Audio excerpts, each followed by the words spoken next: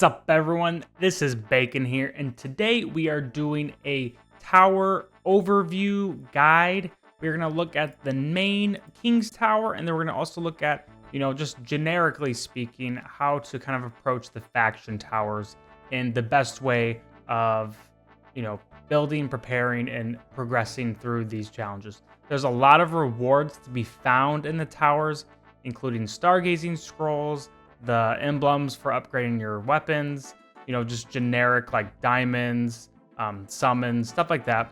And so it's important that you really progress, especially with getting purple essence. It'll be essential as you kind of progress in the game, and purple essence can really like catapult you as you are leveling up your characters. And so this is an area that is often overlooked because it can be kind of tedious, but it's definitely worth kind of investing in. So let's go ahead and jump into it.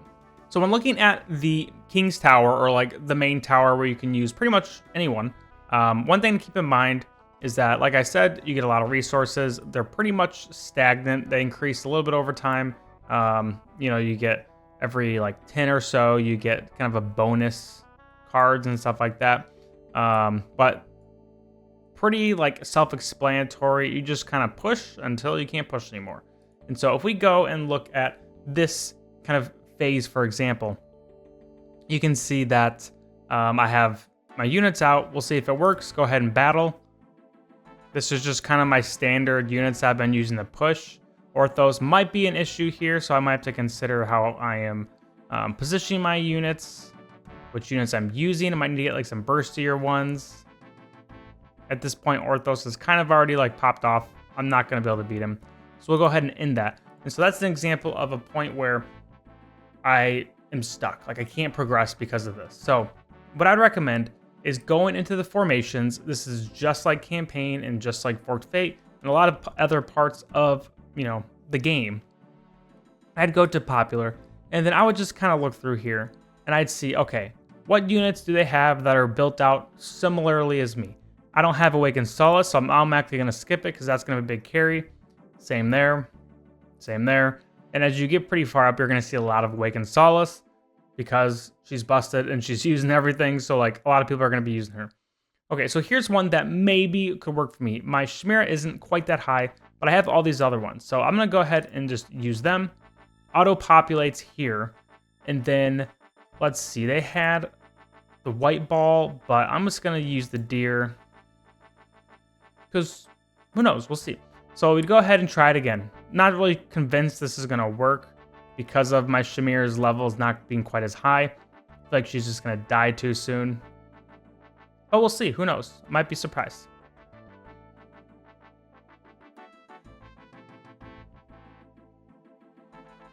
Honestly, looking... Okay, boom. Look at perfect. I didn't use my strongest heroes there. I used the ones that worked for that formation for someone else. And so that is just an example of like how you can easily progress. It's going to take... Oh, it's going to automatically start. We'll see. Let's give it a chance. See if this one works. It's not looking so great, though. Okay. So you can see how that works. You can have your score up here 1,000,000 higher than the other person, and you can still lose because their comp just kind of functions a certain way that is better than yours. And so that is probably the best way to do it. Obviously, what happens a lot of times is you don't touch tower for like a week. You kind of get generic buffs, you get levels, you get stronger in some ways. You try just kind of hitting your head against the wall again, and eventually you just kind of break through and you get like 10 more floors, then you get stuck again and you just leave it there. And that's fine if that's how you want to progress in this game and you're not like super try-harding. But keep in mind that, if you just kind of manually tweak with a few things, you can get some pretty good progress in the King's Tower. And so looking at the faction-specific towers, at a glance, they look kind of underwhelming. The gold, very rarely do you need gold in this game. You just kind of get enough. And then the stuff for upgrading your weapons, which can be helpful. And then the occasional shard for pulling feed heroes, basically. It's okay. But what really is great about the faction towers are these big pops where you get like 15 gold emblems, super nice.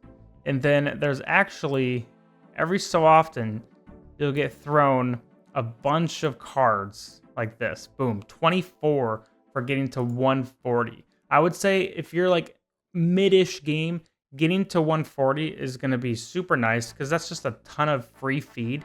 So I would aim for that. And these increases are like exponential. So like the first time you get cards, I think you get like 6 of them. The next time you get 12. This time 24. I don't know what the next one is because I haven't reached it yet. But I'm assuming it's going to be a pretty large amount. And I'm hoping for. Because these cards are great for building up your teams, building up your units. And so progressing the faction towers can be super helpful, super beneficial. And it's basically the same exact process. You go in here, you challenge, you can try whatever formation you're using. Doesn't work, check out the formations and see which ones work. Now with the faction towers, it gets a little trickier because I feel like most people don't have as many units built up that they can like select from. And so you see here, I have 2 ascended, a mythic, and a legendary. And then my 5th one is just like a purple elite. And sometimes, you know, you look at these formations and you're like, okay, I don't have 2 purples. I have. So like, I don't have him. So it might work if I'd like swap him out for someone else. Don't have all those. Don't have him to ascended. Nope. And so like this can be a little trickier for sure. And so I would say with the faction towers, I would check the formations, but you also just want to make sure you're putting your best units because most of the time, if you have your best units in, it's going to be better than a formation where you have 4 purples in. It's just kind of how it works. And then you can just select auto and let it just kind of try over and over again. If it doesn't work, swap your units around. Make sure you're using a pet that is giving you the faction bonuses.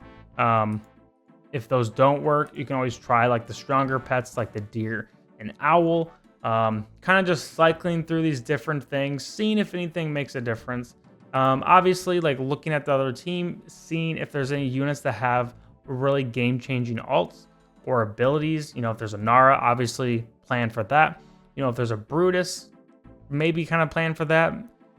Just kind of inspecting and getting a better idea. And it takes a little bit more effort and work with a lot of the faction towers. But sometimes you can also just, if you're strong, you can push 20 levels pretty easy without even having to do anything at all. I just did that with my light tower. I literally just had 1 upgrade and I cranked through 20 levels. My light tower or my light bearer team is pretty strong, but sometimes they just kind of pop off. So you got to let it auto too. Because sometimes like every single try is just not going to work. Now, the last piece of advice or I guess a strategy you could use is if you are desperate enough to really get through, like if you're like 1 level away from getting that stack of 24 cards or something, and you just really want them, you can go to the rickety cart and say I had Shaltir at 280, but everyone else was at 260, and I'm pushing a Mauler tower.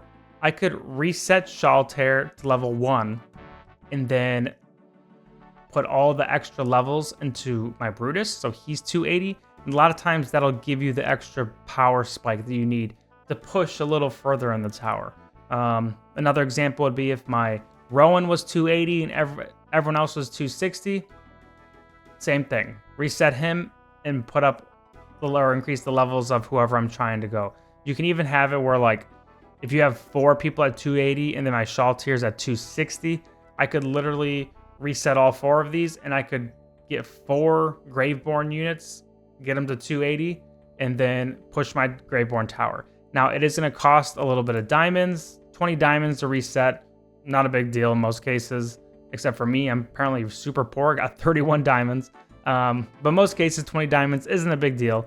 Another thing to consider is it's just kind of a pain having to level them all up again and then resetting afterwards when you're done. I would say this is not something I would recommend doing like every time you're trying to push, but like only if you're super desperate and trying to get to like a very specific level in the tower.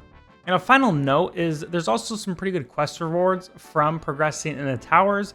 You can see completing floor 350 of the King's Tower will give me some diamonds, and you get this every, I think, 10 levels or 50 levels or something like that. And so it's just free loot that you get. And same with the faction towers when you get them all to like a certain level. So in this case, for me, if I can get them all to 160, I will get some scrolls. And I think you get these every like 40 or 20, something like that. You get rewards for it. So just make sure that you're kind of like trying to evenly push up and get past and progress in your towers as much as you can, because it's just free loot. So hopefully that was helpful. I know a lot of these kind of campaign Forked Fate tower guides have a lot of similarities, but there's a few niches and nuances that kind of are important to identify. And it's just important to really progress in all these areas and not leave anything lagging, because you're missing out on loot. And a lot of times what happens is you'll get certain loot from this area, which you can then use to progress in this area, and then you can use to progress in a different area. And it's kind of like a snowball effect where you can kind of progress in a lot of areas and get a good amount of progress going. But if you just kind of focus on one area and ignore others, then you kind of get stagnant pretty quick, and it can be harder to progress. So, but thanks for watching, y'all. Hopefully this video was helpful. If you guys like this video, make sure you like and subscribe below. And then if you have any questions, comments, or have like any differences of opinion, make sure you leave them in the comments. I'm curious what your thoughts are. But as always, hope you guys have a great rest of your day. Peace.